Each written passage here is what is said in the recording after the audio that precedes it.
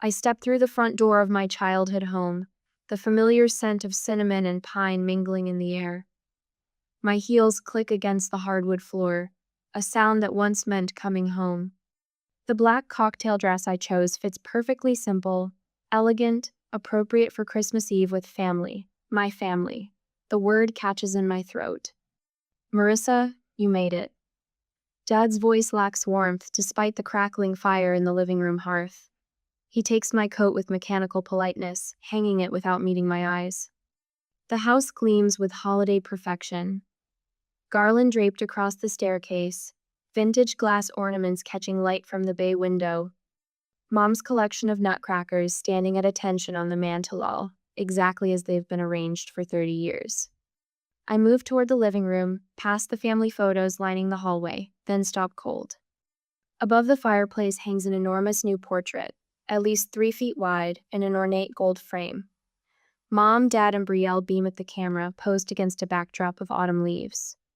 3 faces where there should be 4. Do you like it?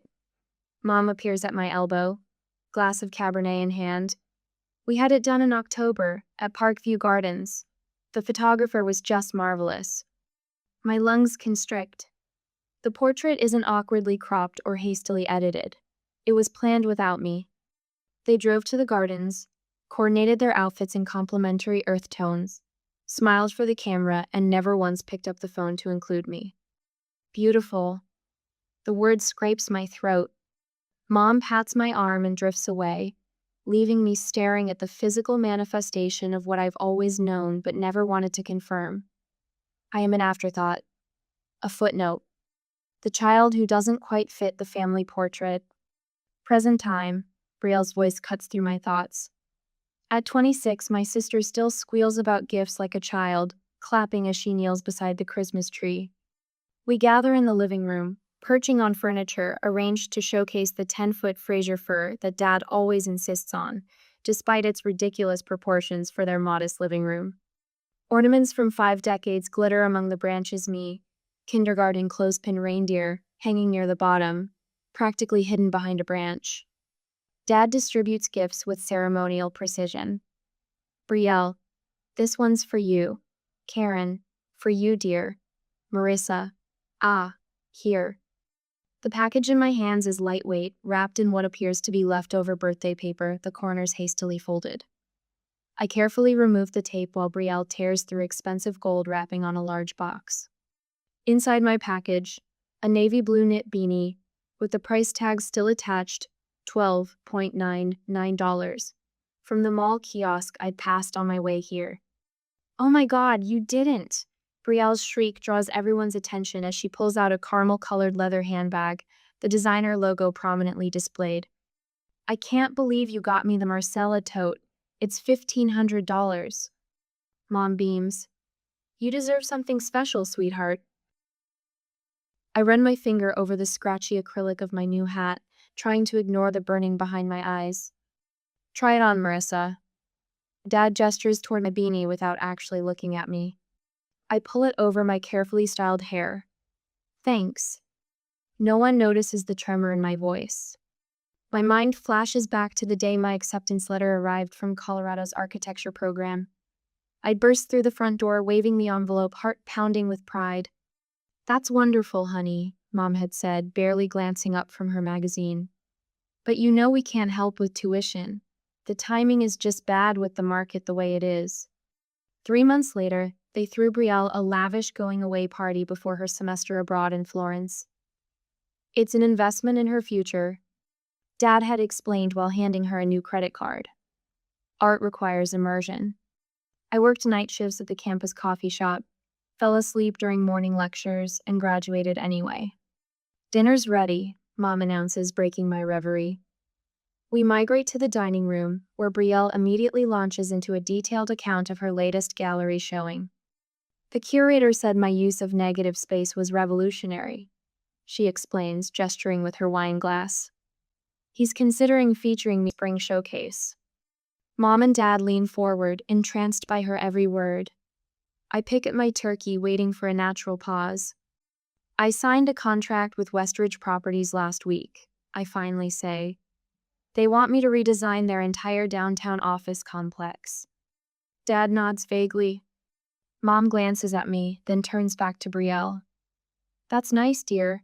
But did you hear about Brielle's piece that sold to that Silicon Valley executive? Tell her about it, Brie.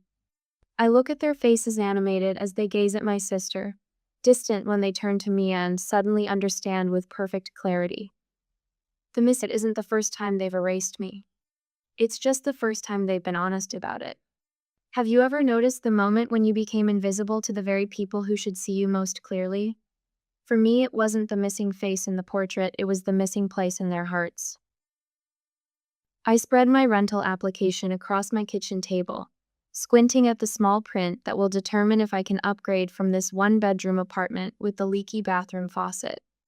6 years out of college, and I'm still pinching pennies. The security deposit alone is 3 weeks of careful budgeting.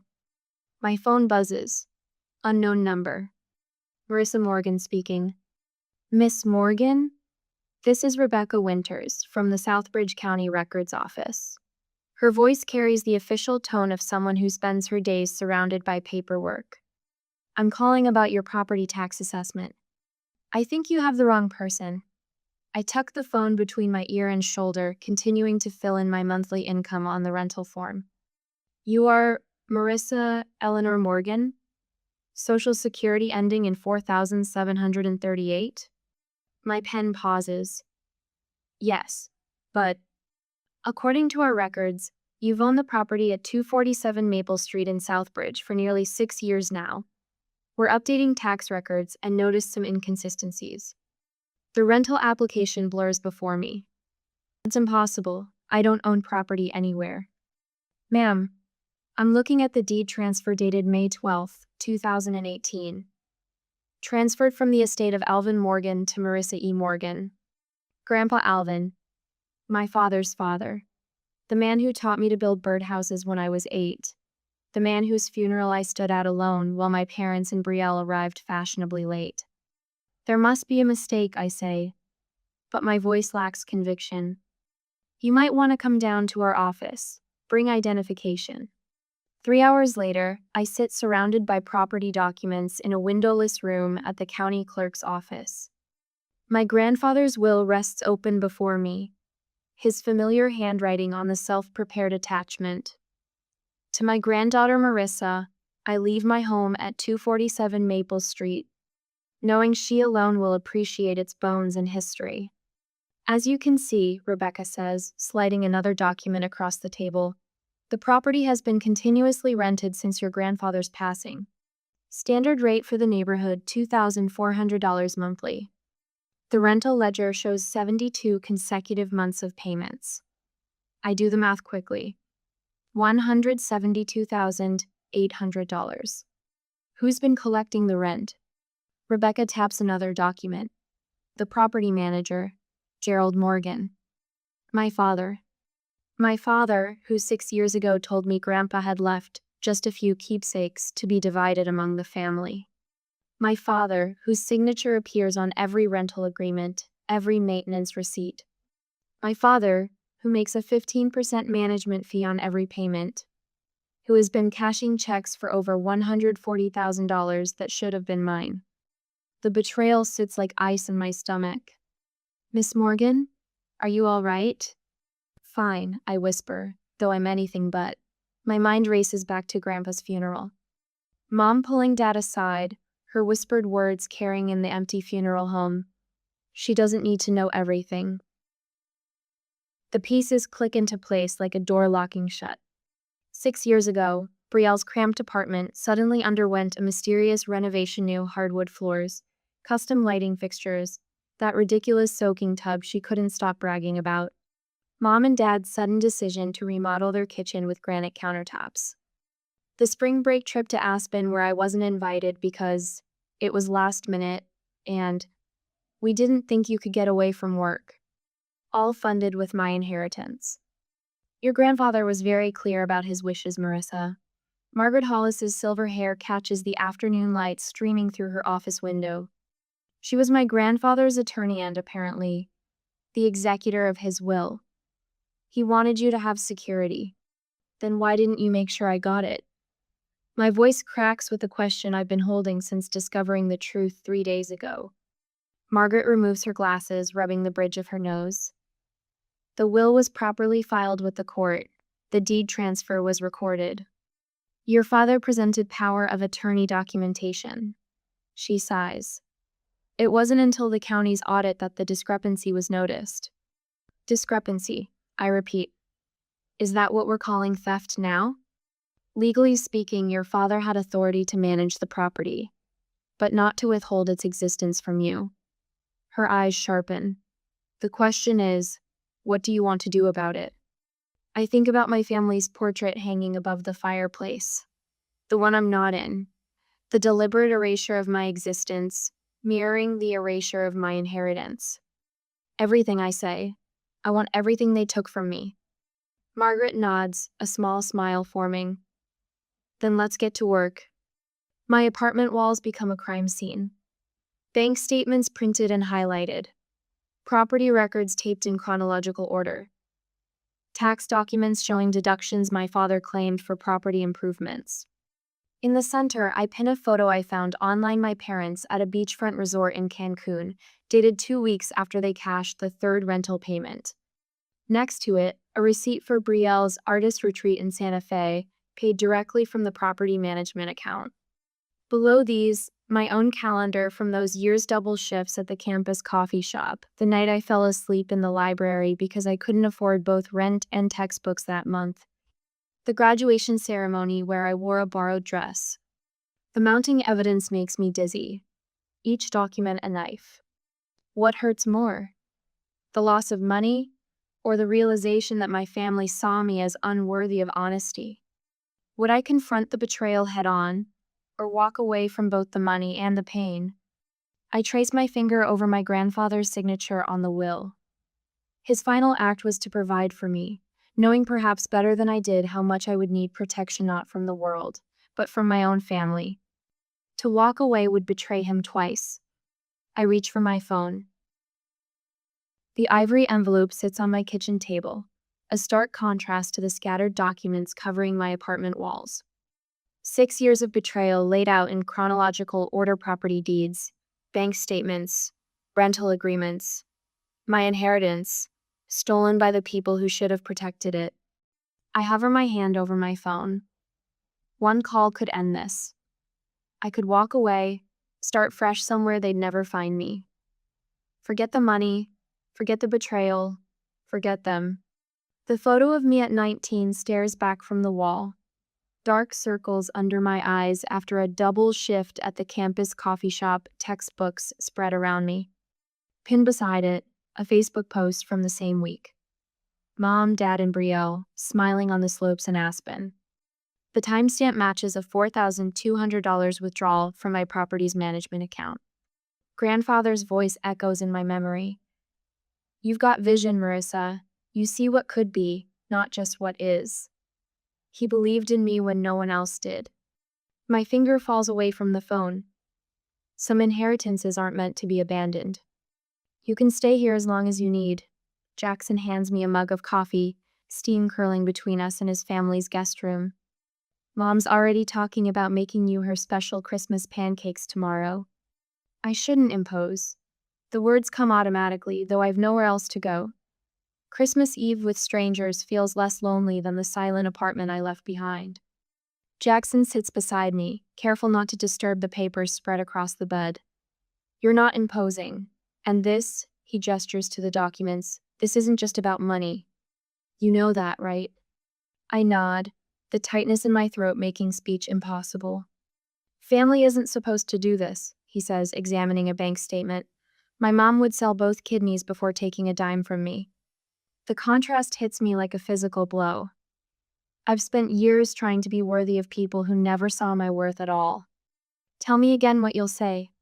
Margaret Hollis adjusts her wire-rimmed glasses, her silver hair catching the afternoon light in her office. I'll place the envelope on the table and say, I think it's time we discussed my inheritance. My voice sounds steadier than it feels. Good. Direct, but not aggressive. She slides the property transfer documents across her desk. Remember, We don't just want the property back. We want acknowledgement of what they've done. I practiced the words again, tasting their unfamiliar power. For 30 years, I've swallowed hurt, disappointment, rejection. Tomorrow, they'll be the ones swallowing hard. Your grandfather believed in dignity, Marissa. Margaret's eyes soften. He wouldn't want rage. He'd want truth. I nod, remembering his quiet strength. Christmas morning, they'll all be there, comfortable, surrounded by their gifts. Perfect timing. She places the final notarized document in the envelope. Let them have their last happy Christmas breakfast on your dime. Mrs. Winters had pressed a thermos into my hands before I left my apartment building this evening. Something stronger than cocoa, dear. Dutch courage. The whiskey-laced hot chocolate warms my hands now as I sit in my car across from my parents' house. Through the living room window, I watch them laughing, opening expensive gifts, utterly unaware of what tomorrow will bring. Dad hands Mom a small wrapped box jewelry based on her reaction. The scene looks perfect from outside, like one of those Christmas commercials featuring happy families gathered around a glowing tree. My phone buzzes with a text from Elaine. You've got this. Remember who they are. Remember who you are. I set down the thermos and pick up the ivory envelope. My fingers trace the expensive paper, Margaret's choice, not mine. Documents this important deserve proper presentation, she'd said. For years, I've measured my worth through their eyes, finding myself perpetually lacking. Tonight, watching them through the window, I realize I've been using a broken yardstick.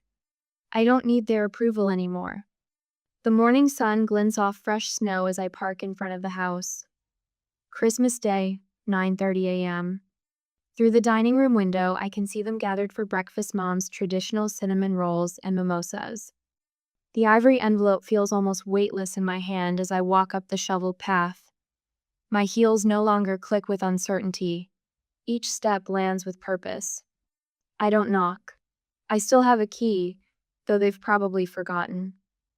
The house smells of cinnamon and coffee essence that once meant comfort, now just stage dressing for the scene about to unfold.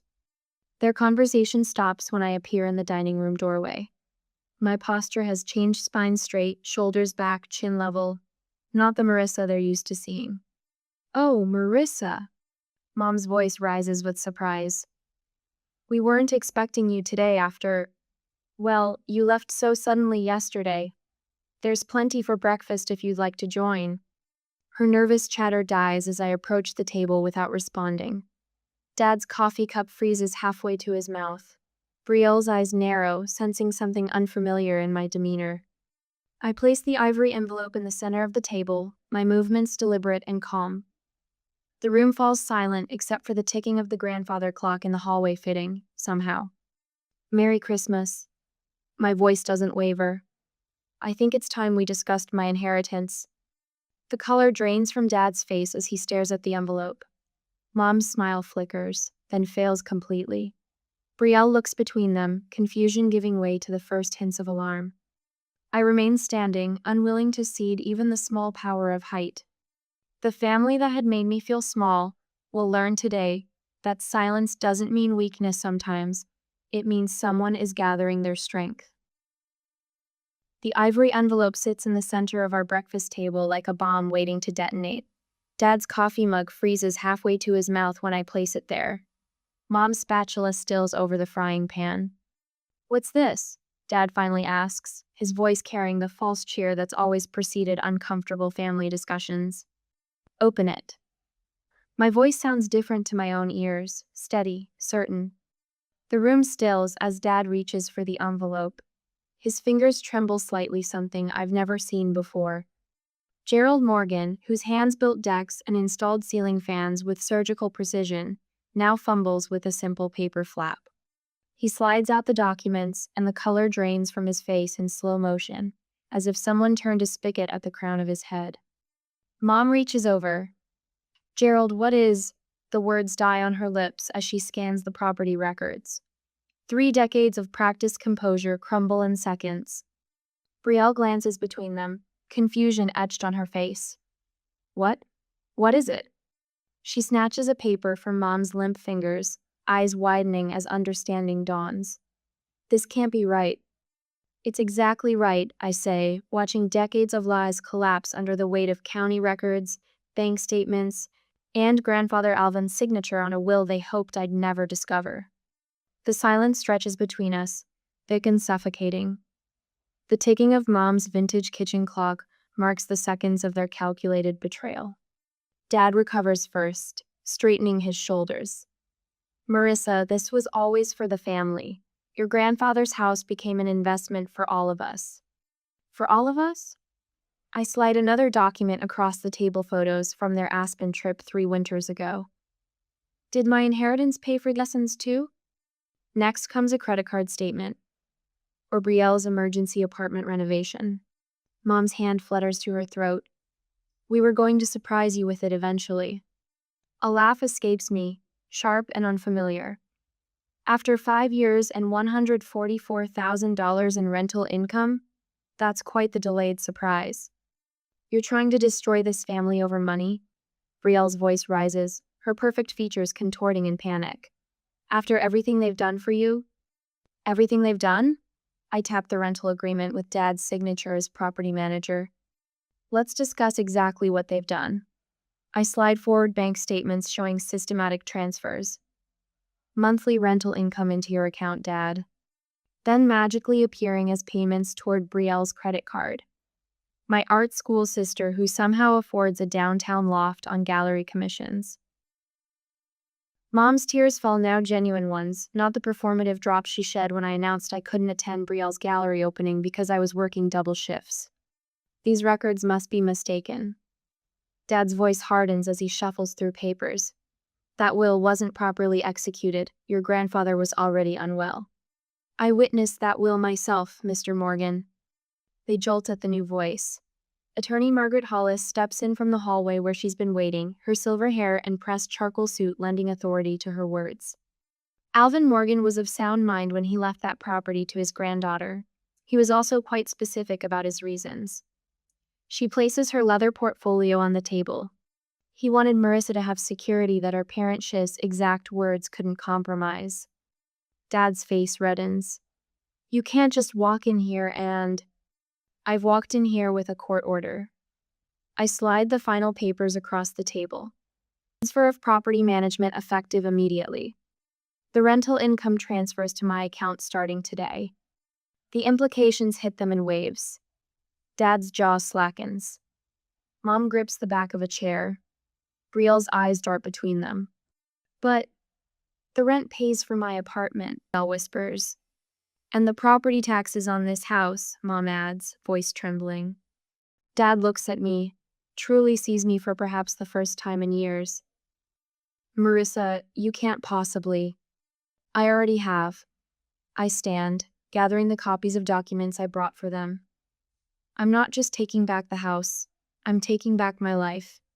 We're your family, Mom pleads, reaching for my hand. I step away from her touch. Family doesn't steal from family. Family doesn't erase family from portraits. Understanding flickers in her eye as she knows exactly which portrait I mean. We can work something out, Dad attempts, businessman to the end. A payment plan, perhaps. The rent covers the mortgage with about $800 left each month, I say. Over 5 years, that's $48,000 you've spent. The additional $96,000 came from remortgaging my property to fund Brielle's Florence semester and your kitchen renovation. I zip my portfolio closed. Attorney Hollis has the paperwork if you'd like to arrange repayment terms.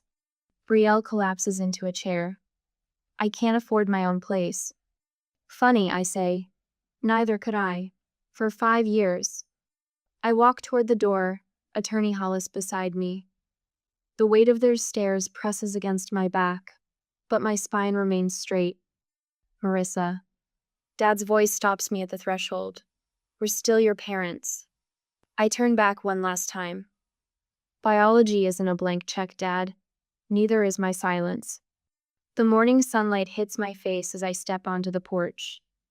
For the first time in years, I breathe freely, the invisible weight of their expectation and disappointment lifting from my shoulders. Some might call this vengeance. I call it reclamation. When someone has taken advantage of your trust for years, do they deserve mercy? Would you have demanded back payment of all stolen funds, or was reclaiming the future enough? The line between justice and vengeance blurs when those who should protect you become those who exploit you. I chose to take back tomorrow rather than demand yesterday, because some debts can never truly be repaid. The certified letter sits unopened on my kitchen counter for 3 hours. The return address, Blackwell and Associates, attorneys at law, tells me everything I need to know. My parents have decided to fight. When I finally slide my finger under the flap, the legal letterhead confirms what Attorney Hollis predicted. Our clients Gerald and Karen Morgan assert that verbal family agreements supersede the written will in question. I call Hollis immediately. Her voice carries the calm assurance I've come to rely on these past weeks. They're grasping at straws, Marissa. Your grandfather protected you better than they know. The next morning, I meet her at her wood-paneled office. Hollis pulls out a slim silver recorder from her desk drawer. Alvin insisted we record this statement alongside his will signing. Said he knew exactly what might happen. She presses play, and my throat tightens at the sound of my grandfather's voice gravel in warmth, exactly as I remember. This is Alvin Morgan, sound of mind and body. I'm leaving my Southbridge property to my granddaughter Marissa Eleanor Morgan, with full knowledge that my daughter Karen and her husband Gerald may attempt to override my wishes. My granddaughter deserves security that her parents cannot compromise. Any verbal agreements they claim existed should be considered null and void. His voice wavers slightly before continuing. I've watched them favor my younger granddaughter while Marissa worked herself to exhaustion. This property is my attempt to balance what should never have been unbalanced. I press my fingers against my lips, holding back unexpected tears. We have this, Hollis says, clicking off the recorder. Your grandfather knew exactly who they were. 3 days later, I drive past my father's office building on my way to meet the tenants. His silver Lexus is gone, replaced by a modest Honda. Through the street-level window, I glimpse him at a desk, phone pressed to his ear, shoulders hunched, cold-calling former clients for consultant work. At Nordstrom, my mother arranges scarves on a display table, her hands moving with unfamiliar efficiency. The store manager hovers nearby, pointing toward a rack that needs straightening. Karen Morgan now works part-time at the boutique where she once dropped thousands on weekend shopping sprees. I don't stop at either place. There's a strange absence of satisfaction in seeing their downfall. At the local coffee shop, I spot Brielle's flyer taped beside the register. Support local artists' journey, with a QR code into a GoFundMe page. The barista tells me she's moved back home after studio funding issues. Later that night, I check the campaign $83 raised of a $15,000 goal. Before I can stop myself, I donate $2 anonymously, under my ex-boyfriend Tyler's name. Mrs. Chambers meets me at the property with a plate of snickerdoodles, just like she used to bring my grandfather. I can't tell you how relieved I am, she says, inviting me into her ground floor apartment. Your father raised rent twice last year, but wouldn't fix my leaky faucet. Said it wasn't in the budget. I run my fingers along water stains on her ceiling, the loose cabinet hinges, the drafty windows sealed with plastic sheeting. The other tenants share similar stories: consistent rent increases, minimal repairs. I'm keeping your rental rates as they are, I tell Mrs. Chambers before leaving. But I'm starting renovations next week, beginning with your bathroom. She presses her weathered hand against mine. Your grandfather would be proud. I notice she doesn't mention my parents. The letter arrives on cream stationery, my mother's familiar handwriting flowing across the envelope. I brew coffee before opening it, steeling myself. Marissa, we didn't know how much the property meant to you. Perhaps we misunderstood Dad's intentions. Maybe we can start over as a family. It's time to put this unfortunate situation behind us. No apology, no acknowledgement. Just vague implications that I'm the unreasonable one for wanting what's legally mine. I place the letter in my desk drawer without responding. They've had my silence for years. Now it's my turn to give it back. I almost miss her at Lowe's. I'm comparing paint samples when my mother appears at the end of the aisle, a basket of gardening supplies hanging from her arm. She looks smaller somehow, her designer clothes replaced by jeans and a plain sweater. Marissa. I nod, returning to my paint chips. Please, she says, her voice cracking. You've made your point. Can't we be a family again? I place the samples back in their slots, turning to face her fully. Her eyes are rimmed with red, her hands twisting the basket handle. We were never a family, I say quietly. You were just people I happened to be related to. Karen flinches as if I'd slapped her. For a moment, I see something genuine in her expression. Not the loss of money or status, but the first glimmer of understanding what they've truly forfeited. I didn't, she begins. Have a nice day, Karen. I leave her standing there, surrounded by possibilities in every color, except the ones we might have shared. Some bridges weren't built to last. Some were never really built at all. I drag the roller up the living room wall, watching seafoam green replace dingy beige. 3 coats today, my shoulders aching with the effort. But Grandpa Alvin would have approved of this shade. He once told me green brings life into old bones. That color suits this place, Mrs. Chambers says from her perch on my stepladder. At 78, she's outlasted 2 husbands and refuses to move despite my offer to help with relocation costs. Your grandfather knew what he was doing when he built these walls. Sunlight streams through the new bay windows I installed last week, twice the size of the originals. The light catches dust motes dancing in the air, illuminating corners that have been dark for decades. He'd love what you're doing, Mrs. Chambers continues, her arthritis-twisted fingers wrapped around a mug of tea. Especially those windows. Alvin always said a house should breathe with whoever lives in it. I dip the roller, squeezing excess paint against the tray. Did he ever mention why he left this place to me specifically? Mrs. Chambers snorts. Because you were the only one who helped him replace the gutters when you were 12 while your sister complained about breaking her nails. In the backyard, spring bulbs pushed through the soil where Grandpa and I once planted vegetables. He'd guide my small hands, showing me how to test the earth's readiness. Patience, he'd say, is what separates builders from destroyers. The garden sits half-finished, like everything else in this house. One room painted, another gutted, new windows in front, old ones in back. A house in transition, just like its owner. I find it while replacing the loose floorboard in the home office wall safe hidden behind a cheap print of a sailing ship. The combination takes 3 tries. Grandpa's birthday, then mine, then the year he bought this house. Inside sits a cream-colored envelope, my name written in his careful block letters. My fingers tremble as I break the seal, unfolding paper that smells faintly of his pipe tobacco. Marissa, if you're reading this, you've finally discovered what was yours all along. I'm sorry I didn't tell you directly about this house.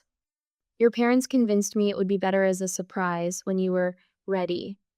I suspect now their definition of readiness might never have arrived. I gave you this house because you build homes wherever you go. Not just with hammers and nails, but with how you make people feel welcome, safe, seen. Remember when you were 8 and helped me replace these floorboards? You insisted on measuring twice because people will walk here every day, Grandpa. That's when I knew. Tucked inside the letter is a faded photograph. Me, at 8, gap-toothed grin, holding a level against a door frame while Grandpa kneels beside me. My legs give out. I sink to the newly finished hardwood, letter clutched against my chest. Someone had seen me, all along. 2 weeks later, I drive past my parents' house by accident. Dad's Lexus is gone, replaced by a used sedan. Mom waters wilting hydrangeas in yesterday's clothes. Through the window, I glimpse Brielle arguing with someone on her phone, desperation written across her face. I don't slow down. To homes built on honesty, not obligation, Margaret Hollis raises her glass, silver hair gleaming in the light of my new dining room chandelier. Around my table sit the people who carried me through.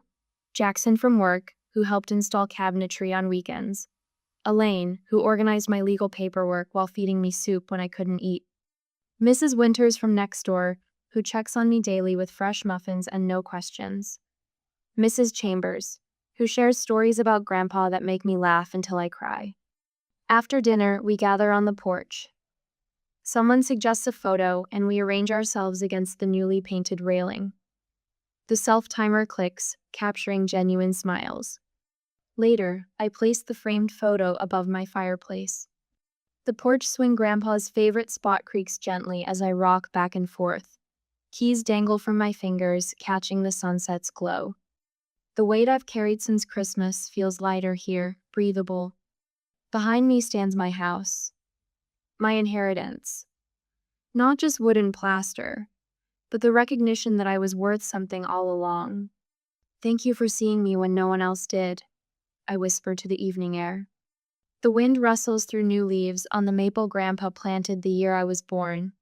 Its branches stronger now, reaching higher. I used to think that real love, was something you earned. That if I was good enough, quiet enough, independent enough, they'd notice. But real love doesn't make you disappear. Real love doesn't come with conditions. They gave me nothing, so I gave myself everything. Some family portraits don't need other people in them to be complete. The porch swing sways in perfect cadence with my breathing, as if the house itself inhales and exhales with me. For the first time in 29 years, I am exactly where I belong.